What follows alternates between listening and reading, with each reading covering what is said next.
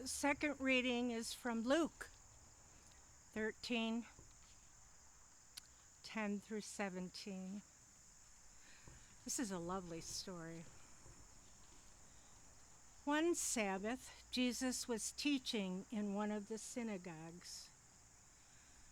There was a woman there who for 18 years had a sickness caused by a spirit. She was bent double, quite incapable of standing up straight. When Jesus saw her, he called her over and said, "Woman, you are free of your infirmity." Can you imagine that? He laid his hands on her, and immediately she stood up straight and began thinking and thanking God. The head of the synagogue, indignant that Jesus had healed on the Sabbath, said to the congregation, "There are 6 days for working. Come on those days to be healed, not on the Sabbath." Good. Jesus said in reply, "You hypocrites! Which of you doesn't let your ox or your donkey out of the stall on the Sabbath to water it? This daughter of Sarah and Abraham has been in bondage of Satan for 18 years. Shouldn't she have been released from her shackles on the Sabbath?" At these words, Jesus' opponents were humiliated.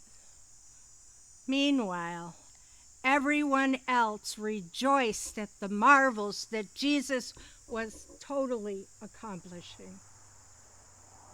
Amen.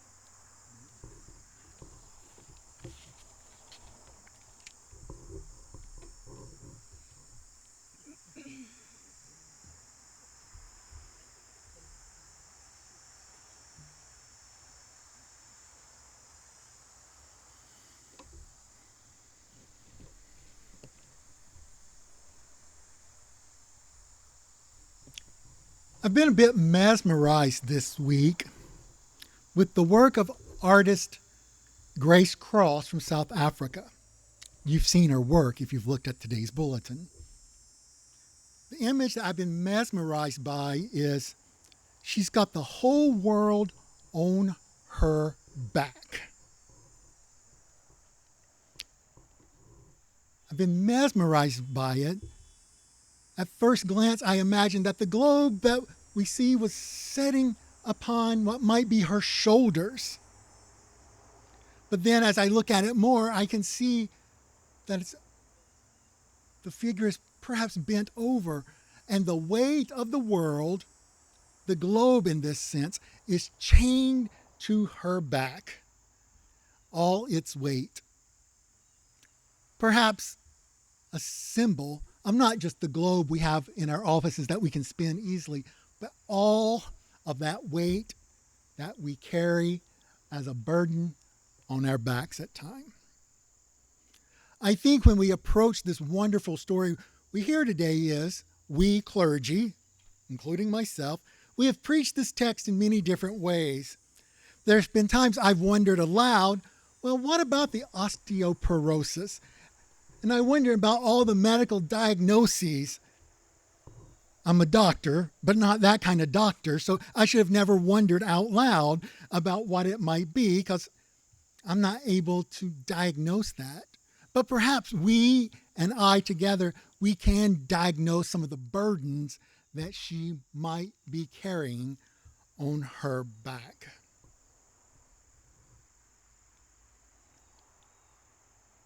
We live in a day and age where it appears that many are carrying the weight of the world upon their back and their shoulders. We can flip on the evening news, tune in to NPR, we can read the newspaper, and we too can almost sense our bodies tightening up with all the pain that there is in this world. This past week, I happened to turn on the television this past Friday, right as the newscast began about the accident on Interstate 90 with the trooper standing there. And I felt myself tightening up inside. As that officer described, people ejected, people died, helicopters waiting on the interstate as ambulances came down the interstate in the wrong direction to make it to the scene. Perhaps you've tightened up this week as the UN has officially said that there is famine in Gaza. Not famine by natural disaster, but by human disaster. Of young ones dying in their mothers' and fathers' and aunts' and uncles' arms. A mother, father, someone who cares deeply, trying their best to find maybe just a small morsel of food to split into numerous ways. Perhaps the weight of the world is searing hot. For there are parts of our nation and Europe and other parts of the world where it is sizzling hot. Where there is drought, where there are storms that are so big, even miles from the coast, that there is erosion and sandbags stacked 10 feet high on the outer banks of North Carolina for a storm that's going to just brush them. Are you feeling somewhat heavy now? I am. And then I feel even the weight of the world, perhaps the weight of our nation upon my back and your back. Wondering, when will civility and humanity realize that we are one? So, I'm not in the business of diagnosing medical issues that are not mine to diagnose, but I can with you diagnose pain in the world. Pain. Even as Church World Service and as we begin collecting items for back to school. Church World Service is in the process of renaming the offering to Kids Kits, but back to school still works. But the issue is that it's not just at back to school, that children often need supplies in December and January and February when we've moved on to the next big thing. We live in a world where we rebrand things so that we can continue them without the burden of having to really describe why we've done it. And this is where today's story gets me.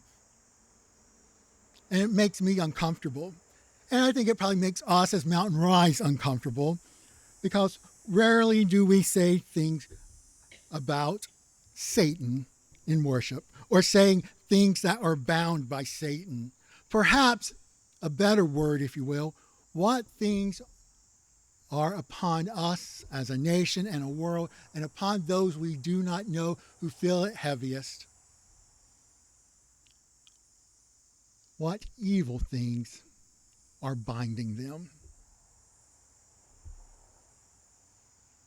For some, the evil is not caring about creation, where some struggle to find water, not just for crops, but for even themselves to drink.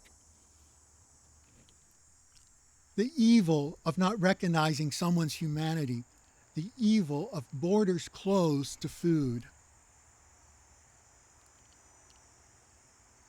But this is what gets me. This woman bent over has been bent over for 18 long years. And didn't anyone else see it? Did it take Jesus finally to show up to see her bent over with the world chained to her back? Perhaps this woman for 18 years has been chained with the evil and of not seeing and understanding. Then we sort of normalize it. Just as we don't see issues like xenophobia, authoritarian regimes,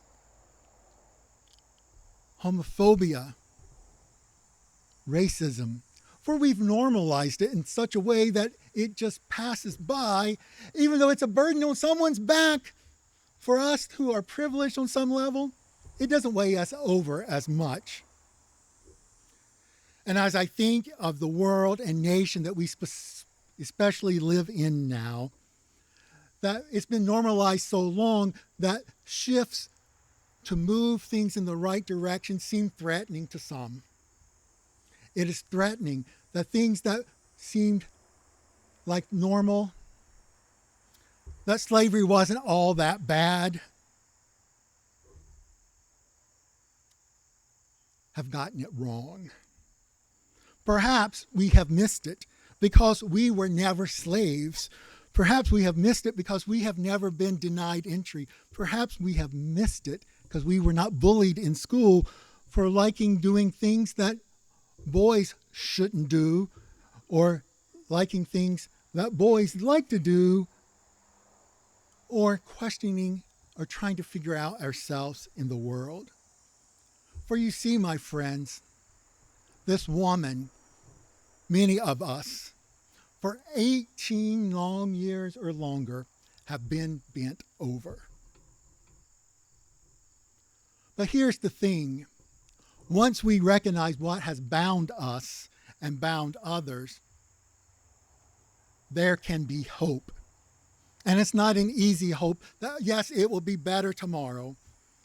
But it is, as Audre Lorde, in her writing Sister Outsider, is convinced that we have to begin with naming the pain and suffering and injustice in this world.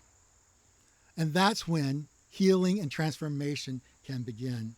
Now, Lorde differentiates the unexamined suffering from that which is named. Audre Lorde writes, pain is an event, an experience that must be recognized, named, and then used in some way in order for the experience to change, to be transformed into something else, strength, knowledge, or action. What action is required of us to make change? Perhaps some of us are doing it as we stand on sidewalks and protest. Perhaps some of us are doing it by getting into the middle of the messiness and teaching a child to read, or standing up and saying, not in my name will children starve because of battle. Not in my name will children be indoctrinated into some other form. We think of it often in the Ukraine-Russian war, but it happens here in our own midst, and we don't see it because it's become so normalized. My friends, we are no longer bound. Only if we see it and do something about it. We can break those chains. We can be the people of hope that gets out there, changes the way we do business in the world, and how we with one another work together in solidarity, seeking new ways to work beyond boundaries or assumptions, seeking new ways to be the church that's already in the 21st century and preparing to be the church of the next century. Really, in the scheme of things, it's not that far away. For some of us in our lifetimes, we will probably not see the 22nd century, but it's 75, 76 years away. What is the world that we want our great-grandchildren or our great-grandchildren's children to grow into? Will it be a world where there is poverty and pain because it is just so normal we don't see it? Or will we be the messengers and harbingers of peace? What will you do? You have the knowledge. We have the ability to lighten the load. And by lightening the load of others, we too lighten the burden upon our own backs. Amen.